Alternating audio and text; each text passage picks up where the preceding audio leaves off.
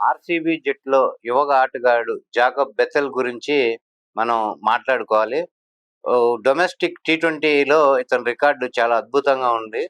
ఆర్సీబీకి ఇది ఎలా ఉపయోగపడుతుంది అనేది ఒకసారి చూద్దాం. ప్లేయింగ్ ఎలెవన్‌లో చోటు దక్కితే కనుక తనకి ఆర్సీబీ ఈసారి కప్పు గెలిచే దానిలో అవకాశాలు చాలా ఉంటాయి.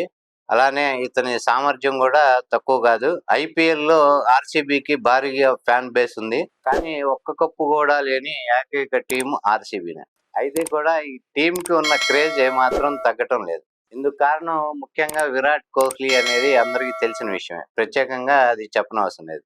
అయితే ఈసారి మాత్రం ఆర్సీబీ చాలా స్ట్రాంగ్‌గా కనబడుతుంది. రజిత్ పటీదార్, విరాట్ కోహ్లీ, యష్ దయాల్ మినహా మిగతా టీం మొత్తాన్ని ఆర్సీబీ మేనేజ్మెంట్ మార్చేయటం జరిగింది. ఆర్సీబీ మేనేజ్మెంట్ దీంతో ఫ్రెష్ టీంతో ఈ ఐపీఎల్ 25 సీజన్లో బరిలోకి దిగబోతుంది. ఐపీఎల్కి సంబంధించిన 2025 మెగా వేలంలో మంచి ప్లేయర్లని పట్టింది ఆర్సీబీ మేనేజ్మెంట్. సిరాజ్ లాంటి ప్లేయర్లను వదిలేయటం పైన కాస్త విమర్శలు వచ్చినా ఓవరాల్ గా జట్టు కూర్పు బాగా సెట్ అయిందని తర్వాత అభిమానులందరూ రిలీజ్ అయ్యారు.